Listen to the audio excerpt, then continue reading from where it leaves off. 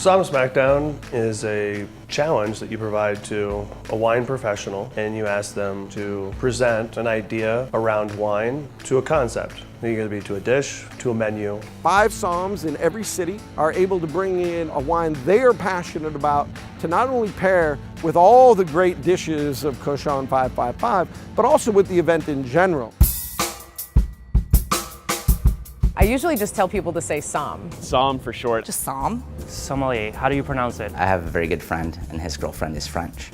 And so she lays into me quite a bit about my pronunciation. I always have this moment of insecurity. I'm like, am I actually, I've been working in this position for 10 plus years, but am I saying it right? Sommelier. So what my parents would be upset, they're both linguists. I should be able to break this down and do like what? S-A-H? Not Somalian, Smellian. U-L? Sommelier. Y-A-Y, I think, is how I think of it. Some, all, yay. Wine director. So much easier.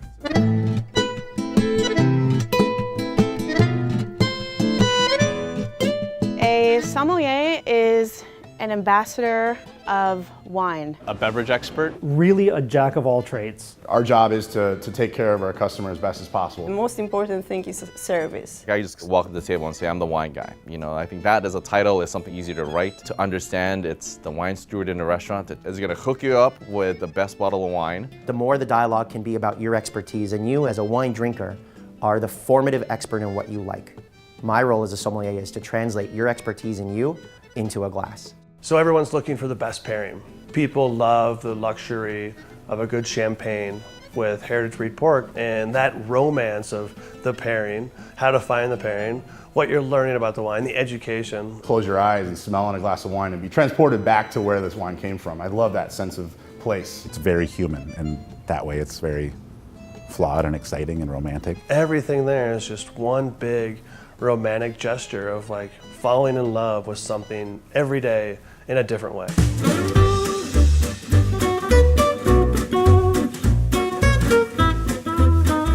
I brought a champagne. Henri GIRAUD is the producer. It's his fête de chêne, Grand Cru. I chose champagne in part because who doesn't like drinking sparkling wine all day? And when tasked with pairing 25 preparations of pig, champagne seemed like an obvious choice, just because it's one of those wines that frankly goes well with everything. It has yeasty notes, but it's also got nice like lemon meringue, lemon curd, the fruits there, but it's also got, like I said, this really nice balance of salinity that makes your mouth water and allows you to taste food better. They're in Aix, which is the traditional home of Champagne. That's where Champagne was born, and they're really trying to bring the focus back to Aix. And I love this producer. This is what we call a grower champagne. The grapes are grown on the estates, so they're both very involved with the agricultural side of the production, as well as obviously the vinification. They're third generation. Their first wine came out in 1625. Thank you for doing this. Much appreciative. Very much appreciative. Hey, thanks for doing this. So the big trick is to get all the judges into this room, right? And to get them all trying the wines. I mean, we're just creating this larger, more impactful layer of conversation to supporting family farming, family winemakers. The winemakers are getting more excited about this event because you guys are here. There's more conversations that are happening just because you 5 said yes.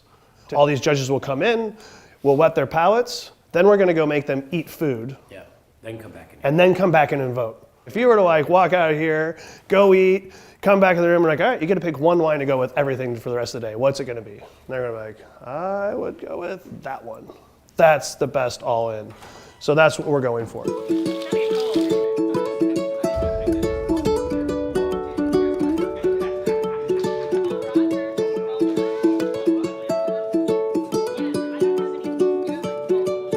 Look at having the possibility of 30 different dishes tomorrow. I've got how many flavor profiles that I'm gonna work with. So basically, I'm like, I got a plate for pork. I'm probably gonna see a little bit of spice, and I got definitely to worry about fat. So I wanted something sparkling that's going to lift that off the palate. I wanted something with a touch of residual sugar, which the ferment from Hungary does. The nuttiness is great. The fruit's going to be stony. It's nice. Texture is beautiful and elegant, and the bubble is really luscious. These vineyards were once producing wines for the Habsburgs, some of the most interesting royal families in all of Europe. For a period of time, they fell out of fashion, they fell out of production. They were taken over and brought back by one of the partners from the Huet Chenin Blanc vineyards and one of the Story vineyards in the Loire Valley in France. So stylistically, these wines have a lot of parallel to those wines. I love those wines. Chenin Blanc's one of my favorite. Thought this was a little bit more appropriate and versatile of a wine for this competition. Sparkling wines come in a lot of form, and most of them, again, follow the tradition and history of champagne, whether it's from there or not. The three basic are a Blanc de Blanc, which means made from a white grape. Most of those are all Chardonnay. Then there's Blanc de Noir, which is a white wine made from red wine grapes. Because when you press them immediately, that juice is all white until you soak the skins. That's where we get rosé from.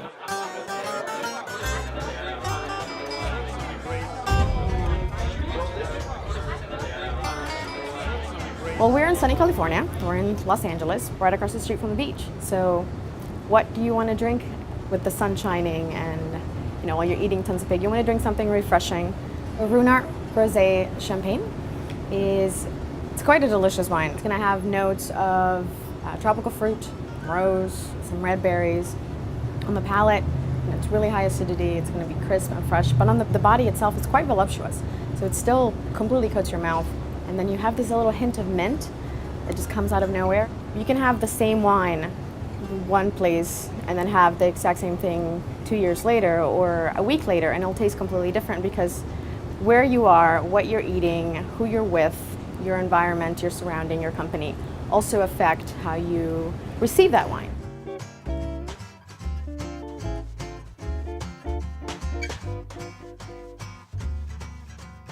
For me, champagne is comfort. It's something that I've been drinking since day one. My son was born 4 years ago. The first thing I did when he was born is I rubbed champagne on his gum, behind his ear, give him the taste of good life. It's so subjective. I may like a wine and may feel things differently than you do. It doesn't mean if the wine's good or not. It's just a matter of this makes me feel a certain way, and it makes me have this emotional rush of just joy. It's something that allows me to really identify with many people at many different points in their life. That just like wine is never really done and finished when it goes into the bottle, it has a story to tell, and that story evolves. And so do the people that I get to meet. Being able to share it is really special. Being able to sit with someone that you love or good friends, and to all be able to really consume something, to take it into your body and get to know that. It's a really pretty intimate thing.